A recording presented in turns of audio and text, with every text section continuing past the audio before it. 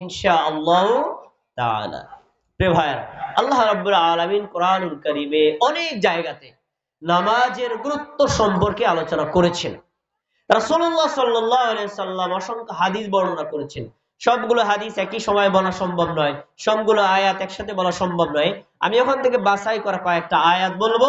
এই আয়াতের হাদিসগুলো থেকে যদি আমরা একটু শিক্ষা নেই, একজন মুমিনকে বেনামাজি থেকে নামাজি হওয়ার জন্য এই আয়াত আর হাদিসগুলোই যথেষ্ট হবে ইনশাআল্লাহ।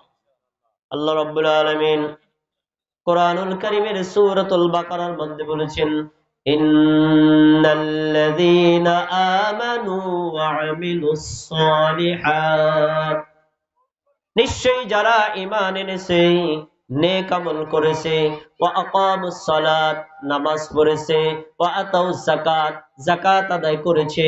আপনারা আমার দিকে তাকিয়ে বলেন কয়টা আমলের কথা বলেছি? এক নম্বরে ঈমান, দুই নম্বরে নেক আমল, তিন নম্বরে নামাজ, চার নম্বরে যাকাত। এই চারটি আমল যদি কোনো বান্দা কোনো বান্দি করে, আল্লাহ তাআলা আয়াতের মধ্যে তাতে কি সুসংবাদ দিয়েছেন। আল্লাহ বলেছেন, লাহুম আজরুহুম ইনদা রাব্বিহিম, ওই বান্দার জন্য আল্লাহর নিকটে রয়েছে মহা পুরস্কার। সুবহানাল্লাহ। তাহলে এখানে যে পাওয়া গেল, ঈমান থাকলে, আমল থাকলে, সালাত আদায় করলে, যাকাত আদায় করলে পুরস্কার দিবেন কে? কথা বলেন, পুরস্কার দিবেন কে? বলেছেন পুরস্কার, কিন্তু পুরস্কারটা কি এই আয়াতে তিনি ব্যাখ্যা করেন নাই। আমরা অন্য আয়াত থেকে সেই ব্যাখ্যাটা জেনে নেব। পরে আরো গুরুত্বপূর্ণ দুইটা তথ্য বলেছেন। আল্লাহ বলেছেন, ওয়ালা খাউফুন আলাইহিম ওয়ালা হুম ইয়াহজানুন, যারা ঈমান এনেছে, নেক আমল করেছে, সালাত কায়েম করেছে, যাকাত আদায় করেছে, পরকালে তাদের কোনো ভয়ও নাই, পরকালে তাদের জন্য কোনো চিন্তাও নাই। সুবহানাল্লাহ। ভয়টা কি? আমলনামা আমার কম হয় না বেশি হয়? আমার ফয়সালা জান্নাত হয় নাকি জাহান্নাম হয়? আল্লাহ তাআলা আমাকে ক্ষমা করেন নাকি আমাকে দয়া না করেন নাকি শাস্তি করেন? আপনার মধ্যে একটা টেনশন ফিল করবে, আপনার মধ্যে একটা চিন্তা ফিল করবে। আল্লাহ তাআলা আপনাকে অগ্রিম বাড়ি দিয়েছেন, চারটি আমল করবে যে ভয় থাকবে না তার, পরকালে চিন্তাও থাকবে না তার। সুবহানাল্লাহ। তাহলে এখান থেকে চারটি আমলের মধ্যে ৩ নম্বর আমল পাওয়া গেল সালাত আদায় করা, মানে নামাজ পড়া। নামাজ পড়লে সেই ব্যক্তির জন্য মহা পুরস্কার, নামাজ আদায় করলে ওই ব্যক্তির জন্য আল্লাহ রাব্বুল আলামিন তার ভয় নেই সেটা বলেছেন, আর নামাজ আদায় করলে তার চিন্তাও নেই। এ কথা কার? আল্লাহর কথায় সন্দেহ আছে? আমরা কি পরকালে নির্ভয়ে নিশ্চিন্তে আল্লাহর পক্ষ থেকে পুরস্কার নিতে চাই নাকি চাই না? তাহলে আমাদের সালাত আদায় করতে হবে। এবার আরেকটি আয়াত নেন। এই আয়াতের ব্যাখ্যাগুলোতে আল্লাহ রাব্বুল আলামিন সূরাতুল মুমিনুন ১ থেকে ২ নম্বর আয়াতে বলেছেন, قد أفلح المؤمنون الذين هم في صلاتهم خاشعون, সেই মুমিনেরাই সফল হয়েছে যেই মুমিনারা তারা তাদের নামাজের মধ্যে আল্লাহর প্রতি বিনয়ী হয়েছে। সুবহানাল্লাহ। আল্লাহর প্রতি বিনয় কিভাবে বুঝবেন? আল্লাহু আকবার বলে সালাত শুরু করেছেন, আসসালামু আলাইকুম ওয়া রাহমাতুল্লাহ বলে সালাত শেষ করেছেন। আর আল্লাহু আকবার বলা থেকে সালাম পর্যন্ত যতটুকু সময় আপনি আল্লাহর সাথে কথা বলবেন, শান্তশিষ্টভাবে থাকবেন, অন্যদিকে কোনো মনোযোগ থাকা যাবে না, আল্লাহর প্রতি মনোযোগী হয়ে সালাত আদায় করবেন। এই কাজ করবে যারা, আল্লাহ তাদের ব্যাপারে বলেছেন এরা অলরেডি সফল হয়ে গেছে। সুবহানাল্লাহ। সফলতাটা কি তাও সামনে আমি আয়াত এবং হাদিস দিয়ে ব্যাখ্যা করে বুঝাবো। এবার সূরাতুল মুমিনুন ৯ নম্বর আয়াত, ১০ নম্বর আয়াত, ১১ নম্বর আয়াত, তিনটা আয়াত খুলে দেখেন আল্লাহ কি বলছেন। ওয়াল্লাযীনা হুম আলা সালাওয়াতিহিম ইউহাফিযুন, যেই বান্দা যেই বান্দি সালাতের হেফাজত করে। আপনারা আমার সাথে উত্তর দেন, নামাজ আদায় করলে হেফাজত হয় নাকি নষ্ট হয়? হেফাজত হয়। আর আদায় না করলে নামাজ নষ্ট হয়। তো বলছেন যারা নামাজের হেফাজত করবে, 1 নম্বর কাজ, এই একটা কাজ যে ব্যক্তি করবে আল্লাহ তাদের ব্যাপারে বলছেন পরের আয়াতে, উলাইকা হুমুল ওয়ারিসুন, তারাই হলো উত্তরাধিকারী। সুবহানাল্লাহ। উত্তরাধিকারী বলতে আমরা কি বুঝি? মানে বাংলায় আমরা আরবি শব্দটা বাংলায় বলি ওয়ারিস।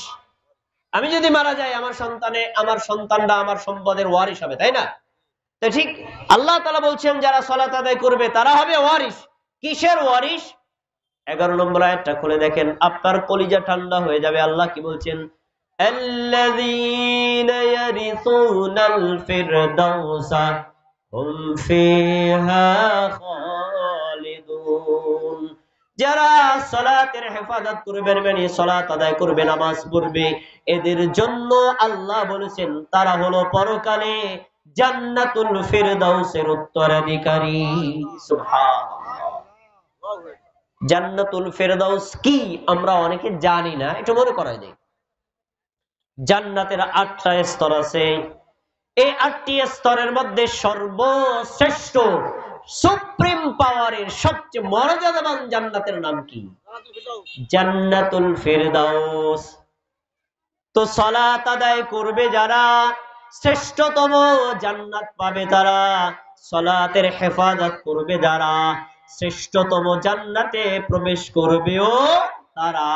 আমরা কি জান্নাতুল ফেরদাউস চাই নাকি চাই না? সবার কথা বলতে হবে। আমরা কি জান্নাতুল ফেরদাউস চাই নাকি চাই না? আর এই অত্র আয়াত থেকে আমাদের শিক্ষা নিতে হবে, সালাত আদায় করে আমরা জান্নাতুল ফেরদাউসের ওয়ারিস হব। সালাত আদায় না করে মুমিন দাবি করে বংশগত মুসলিম হয়ে কখনো জান্নাতুল ফেরদাউসের ওয়ারিস হওয়া। এবার এই আয়াতের প্রেক্ষাপটে আমি একটা হাদিস আপনাকে দিচ্ছি। সুনানে আবু দাউদ হাদিস নম্বর 430।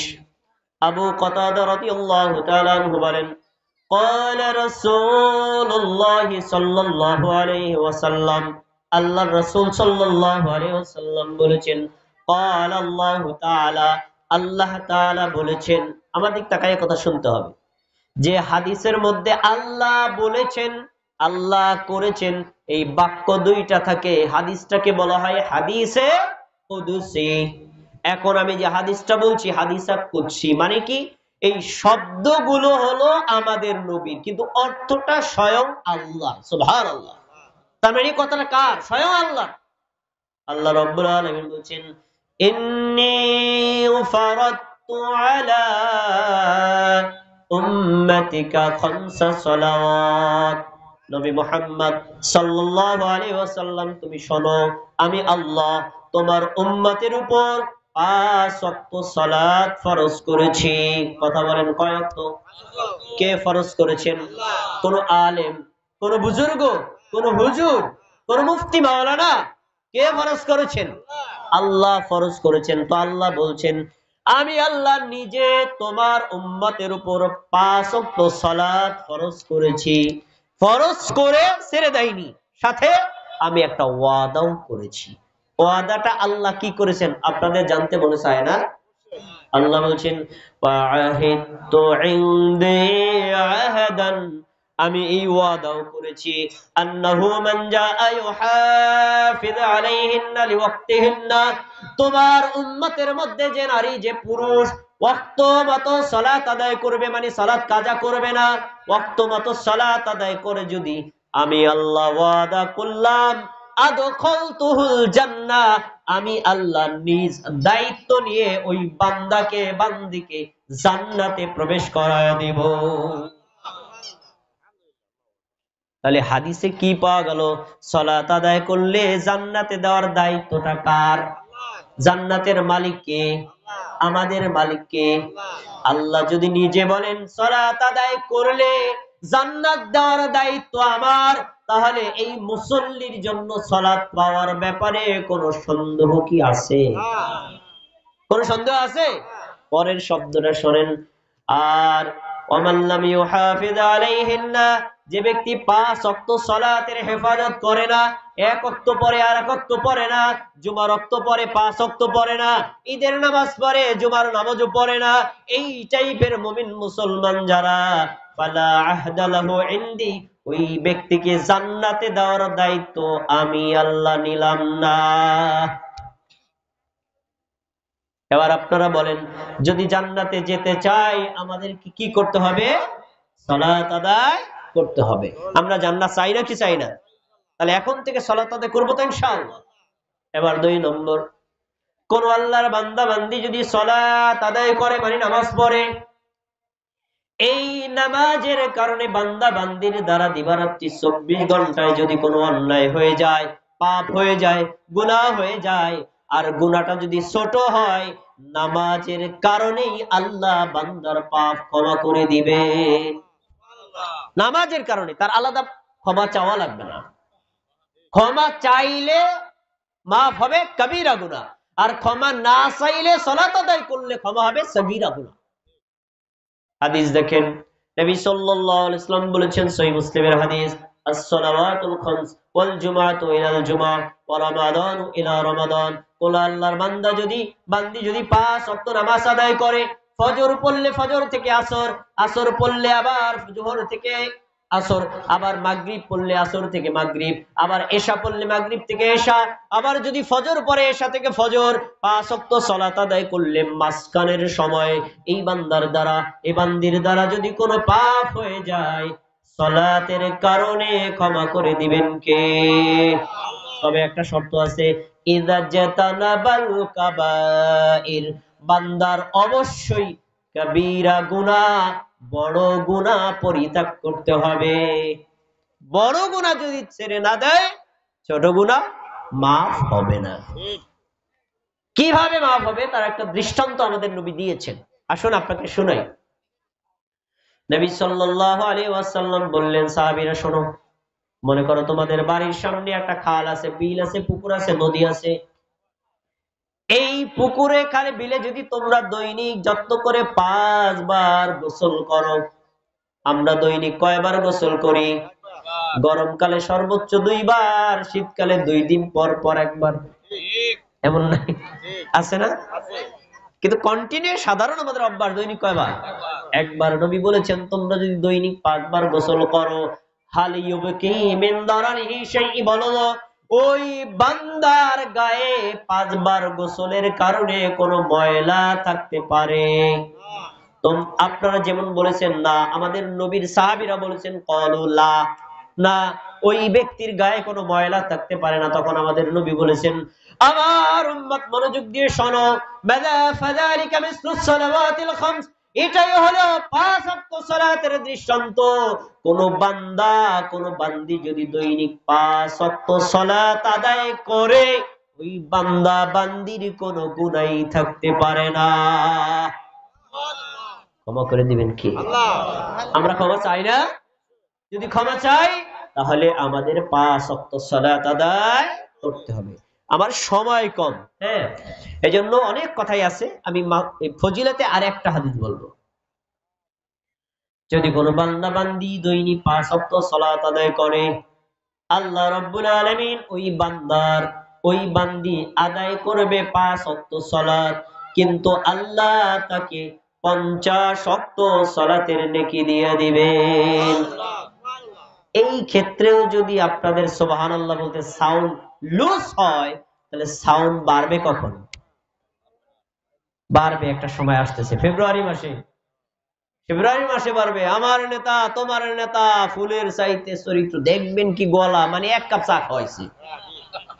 আর এখন সে 5 ওয়াক্ত সালাতের ফজিলতে আল্লাহ বলছেন 5 ওয়াক্ত পড়বে, আল্লাহ দেখি দিবে 50 ওয়াক্ত। সুবহানাল্লাহ, জোরে বলবেন না? আল্লাহ রাব্বুল আলামিনের এই সুসংবাদকৃত হাদিসটি বর্ণিত হয়েছে সহিহ বুখারীতে, সহিহ মুসলিমে সহ পৃথিবীর যত হাদিসের কিতাব আছে সব হাদিসের কিতাবেই আছে।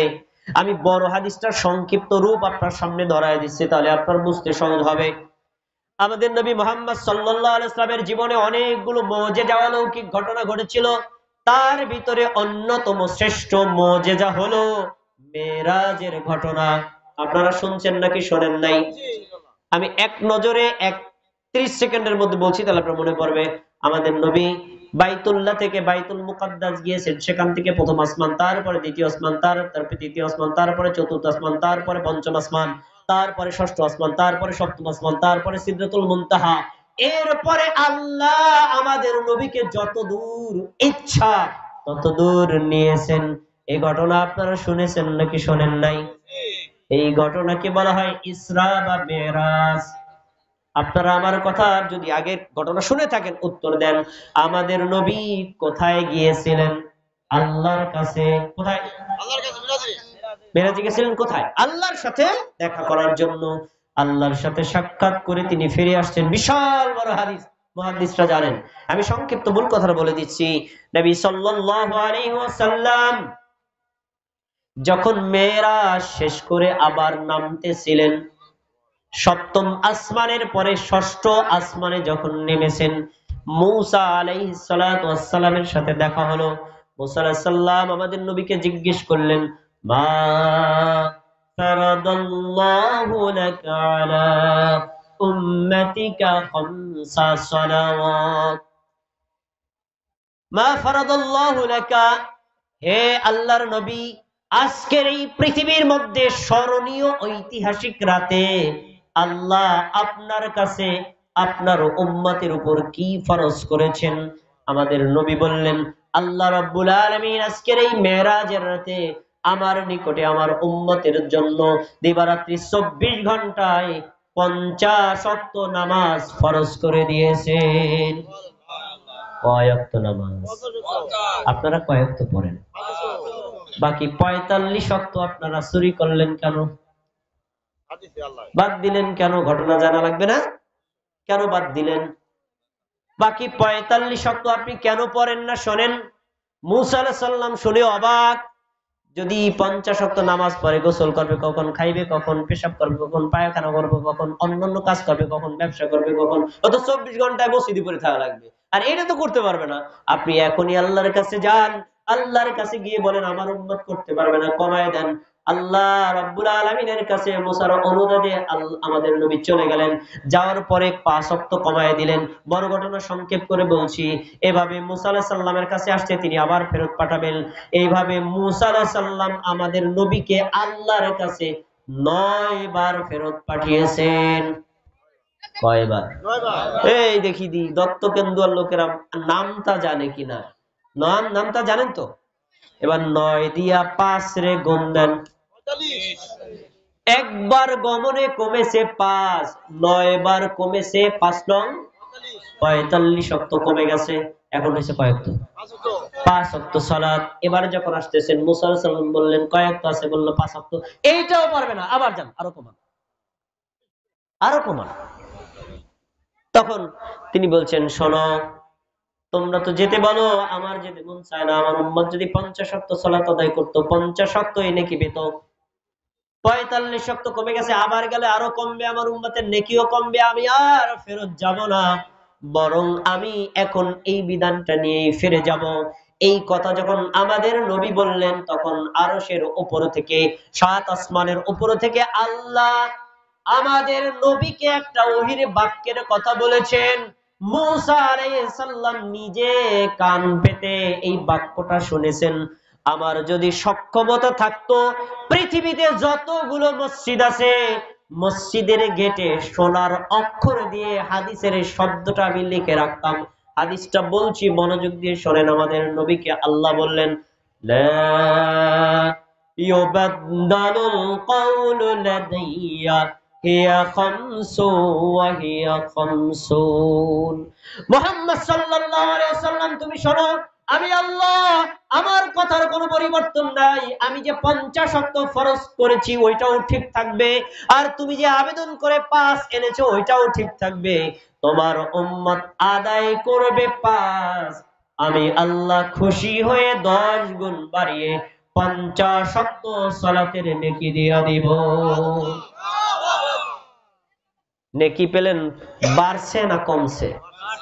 কয় গুণ বাড়লো? 1 ওয়াক্ত সালাতে 10 ওয়াক্ত সালাতের নেকির, 5 ওয়াক্ত সালাতে 50 ওয়াক্তের নেকি। এই হাদিসটা যদি কোন মুসলমান বিশ্বাসের সাথে জানে, কোন নারী বিশ্বাসের সাথে জানে, কোন পুরুষ বিশ্বাসের সাথে জানে, আমার আত্মবিশ্বাস হাদিসটি বিশ্বাস হলে আর কখনো বেনামাজি থাকার কথা।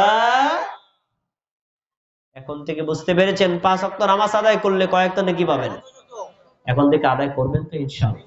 করবেন তো? আমার সময় শেষ, আপনারা একটু ওয়াদা করেন, আপনারা হাত তুলে আমার কাছে ওয়াদা করতে পারবেন? লিল্লাহি তাকবীর, লিল্লাহি তাকবীর বলে ওয়াদা করেন। হে আল্লাহ, আমাদেরকে সহ এই দত্তকেন্দ্র ইউনিয়নের সবাইকে 5 ওয়াক্ত সালাত আদায় করার তৌফিক দান। আমিন। আমরা আদায় করবো না ইনশাআল্লাহ? আর অনেক কথা থেকে যায়, বলার সময় নেই। এবার আসুন, যদি কোনো লোক সালাত আদায় না করে তাহলে তার ক্ষতি কি, শাস্তি কি, তার হুকুম কি, এটা আমাদের জানা লাগবে না? দরকার আছে, নাহলে আপনি বুঝবেন না। এত ফজিলতের কথা শুনছেন, তারপরেও দেখবেন এই কথা শোনার পরে বেনামাজি লোক এলাকায় থাকবে না কি থাকবে না? যাদের থাকবে বেনামাজি তাদের জন্য সুসংবাদকৃত আয়াত আর হাদিসগুলো শোনেন। সূরাতুল মারিয়াম 59 নম্বর আয়াত আল্লাহ বলেন, ফাখালাফা মিন বা'দিহিম খালফুন আদাউস সালাতা ওয়াত্তাবাউশ শাহওয়াতা ফাসাউফা ইয়ালকাউনা গায়্যা। নবীগণ যখন চলে গেলেন, সাহাবীরা যখন চলে গেলেন, তার পরবর্তী প্রজন্ম যখন আসলো, তারা সালাতটাকে নষ্ট করে ফেললো, প্রবৃত্তির অনুসরণ করলো। সালাত নষ্ট করা মানে নামাজ না পড়া, বেনামাজি হওয়ার কারণে আল্লাহ রাব্বুল আলামিন বললেন তাদেরকে জাহান্নামের গর্তের মধ্যে নিক্ষেপ করা হবে। তাহলে আয়াতে স্পষ্ট, বেনামাজি আল্লাহ কোথায় দিবেন? বেনামাজিকে আল্লাহ কোথায় দিবেন? জাহান্নামের গর্তের মধ্যে, আগুনের মধ্যে পড়বে। স্পষ্ট আয়াত, এরপরে ব্যাখ্যা লাগে না। আমরা এখন কথা বলতেছি না, আমাদের পরিচিত জন অনেকে আছে নামাজ পড়বে না, তারা জাহান্নামে যাবে।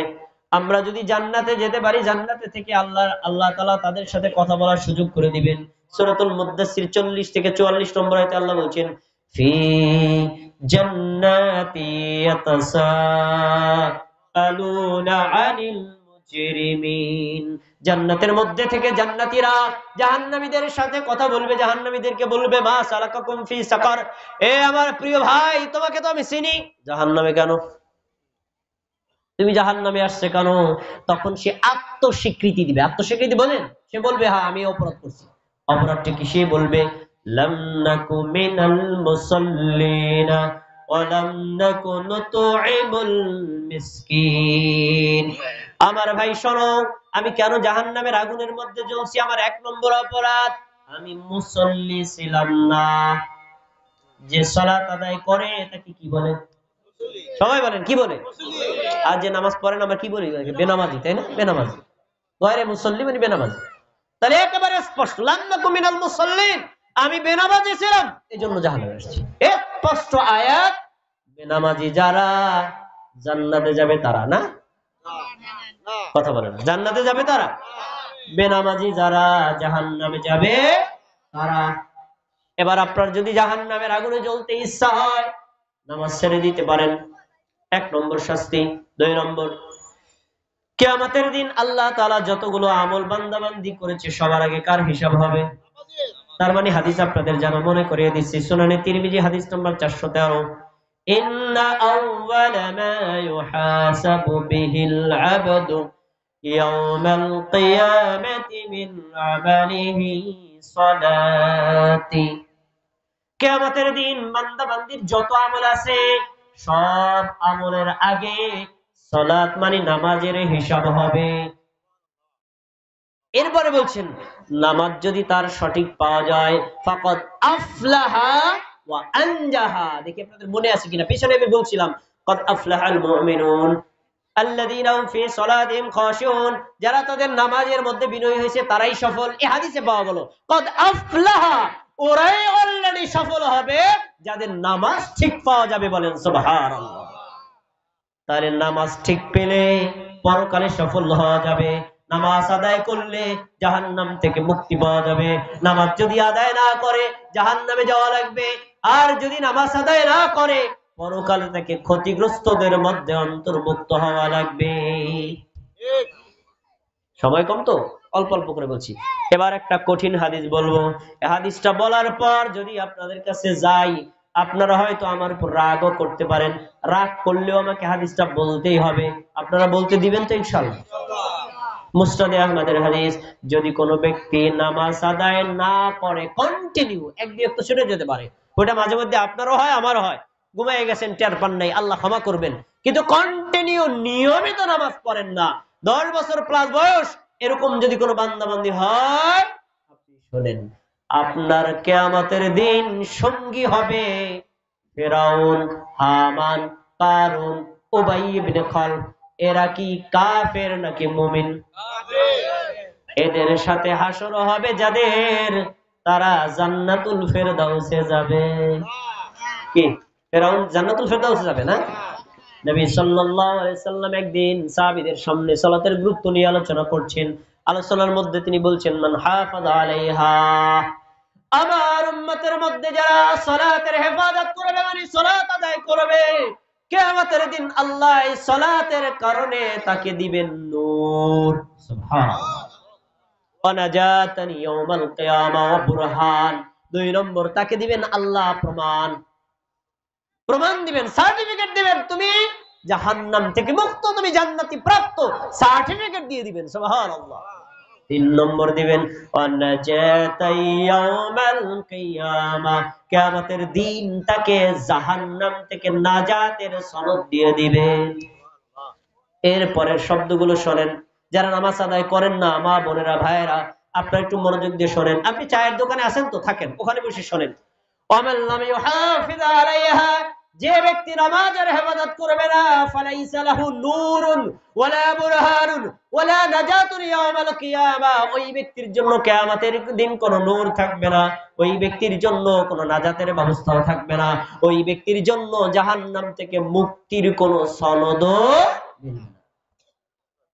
পরের শব্দটা অত্যন্ত কঠিন, ওয়া কানা ইয়াউমাল কিয়ামাতি মা'a কারুন ওয়া হামানা ওয়া উবাই ইবনে খালফ।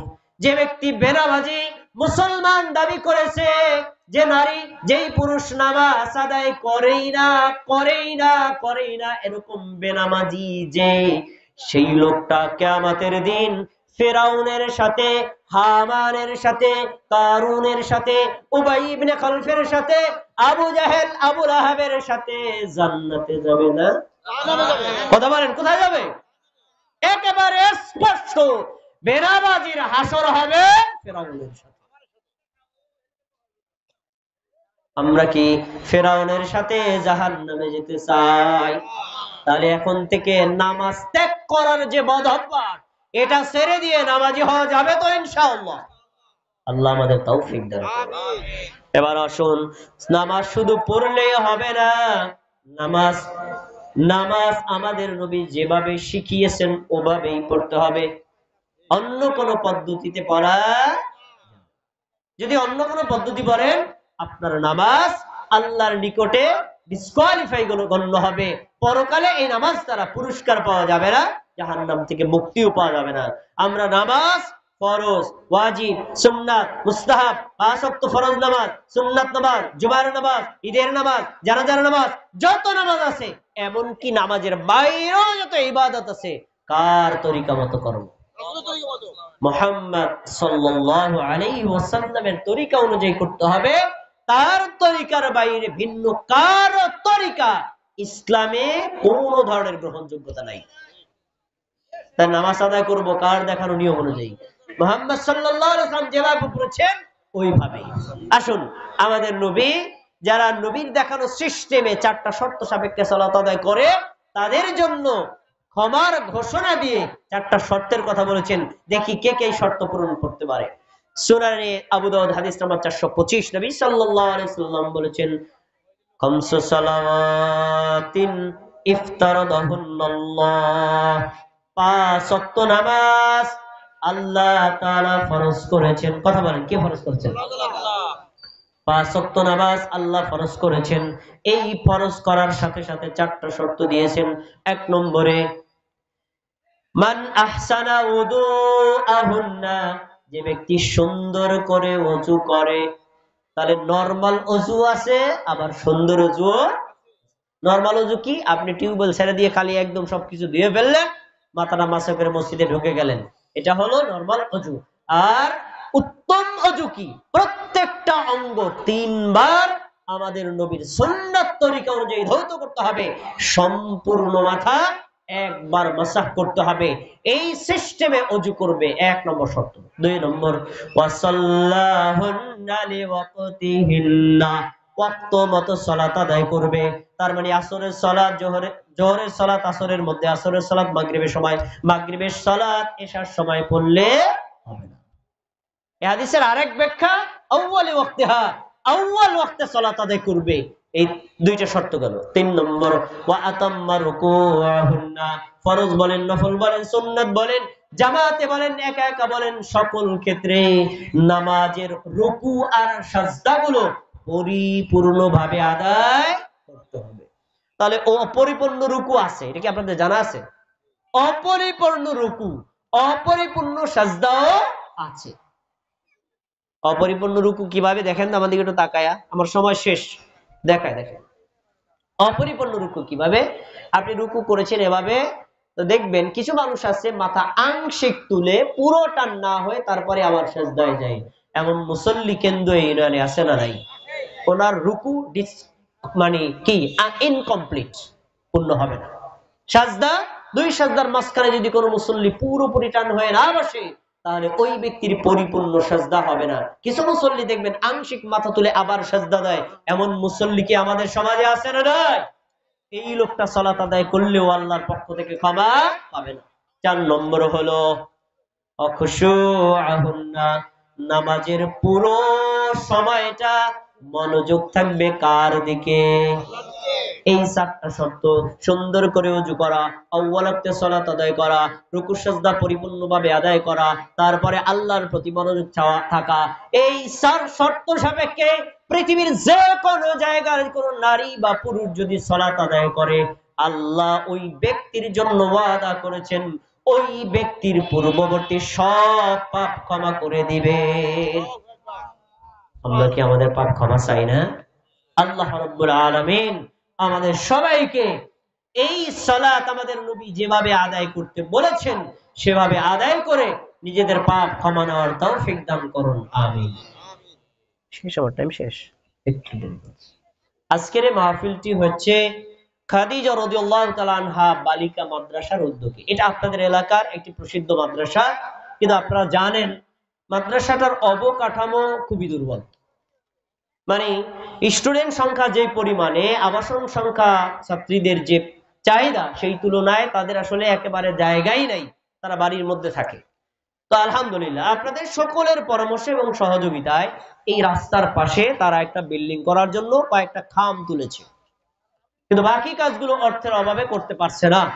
তো আপনাদের প্রতি একটা বিনীত অনুরোধ হলো, এই যে এতক্ষণ পর্যন্ত সালাতের গুরুত্ব সম্পর্কে কোরআনের হাদিসগুলো আমরা শুনলাম, যদি খাদিজা রাদিয়াল্লাহু তাআলা আনহার বালিকা মাদ্রাসার উদ্যোগে আয়োজনটা না হতো, আমরা কি কোরআন হাদিসগুলো শুনতে পারতাম ভাই? শুনতে পারতাম না। তাহলে এই মাদ্রাসা আমাদের দিন জানার একটা মাধ্যম, প্লাস আমাদের পরবর্তী প্রজন্ম, স্পেশালি আমাদের কন্যাদেরকে দিন শেখানোর একটা বড় মাধ্যম। এজন্য আপনার সন্তানকে যদি দিন শেখাতে চান, আপনার কন্যা সন্তানকে যদি ধার্মিক বানাতে চান, মাদ্রাসাটা আপনাদের জন্য একটা আইডল। এই আইডলের যে দুর্বলতাগুলো আছে, অর্থনৈতিকভাবে দুর্বলতা, অবকাঠামোগত দুর্বলতা, আপনাদের কাছে যদি কখনো সহযোগিতার জন্য হাত বাড়ায়, আপনারা সহযোগিতা করবেন তো ইনশাআল্লাহ? 3টা সহযোগিতা করবেন। 1, অর্থনৈতিক সহযোগিতা যখন যেভাবে প্রয়োজন হয়। 2, আপনার কন্যা সন্তান দিয়ে সহযোগিতা, নিচের শ্রেণীতে ছেলেরাও আছে, তা আপনার সন্তান দিয়ে সহযোগিতা। আর 4 নম্বর, এই যে একটা মহান উদ্যোগ নিয়েছে, আপনারা যদি না আসতেন ভাই, আমি কার সামনে কথা বলতাম? আপনারা যে এসেছেন নিজের টাকা খরচ করে, ভাড়া দিয়ে, এটাও একটা সহযোগিতা। আপনারা এরকম ডাকে আসবেন তো ইনশাআল্লাহ? আল্লাহ রাব্বুল আলামিন আমাদের এই প্রতিষ্ঠানটাকে কবুল করুন, বলেন আমিন। যে সকল ভাই বোনেরা, এলাকাবাসীরা এবং গণ্যমান্য ব্যক্তিবর্গ এই মাদ্রাসাটাকে সহযোগিতা করে, সম্মান দেয় এবং তাদেরকে সেফ দেয়, তাদের নিরাপত্তা দেয়, পরামর্শ দেয়, এই সহযোগিতাকে কবুল করুন, বলেন আমিন। প্রিয় ভাইরা, তাহলে আপনাদের প্রতি উদাত্ত আহ্বান রইল, এই প্রতিষ্ঠানটা আপনাদের কাছে আমানত, আল্লাহ রাব্বুল আলামিনের দিকে তাকিয়ে আপনারা সহযোগিতা করবেন। আল্লাহ রাব্বুল আলামিনের প্রতিষ্ঠানের মাধ্যমে অত্র এলাকায় যেন দ্বীনের আলো ছড়িয়ে পড়ে, আল্লাহ কবুল করুন, আমিন। আল্লাহ রাব্বুল আলামিন আমরা এতক্ষণ পর্যন্ত কোরআন এবং সুন্নাহর আলোকে ফরজ সালাতের ফজিলত সম্পর্কে যে কথাগুলো শুনেছি সেটা স্মরণ রেখে আল্লাহ আমাদেরকে তৌফিক দান করুন। আসসালামু আলাইকুম ওয়া রাহমাতুল্লাহি ওয়া বারাকাতুহু।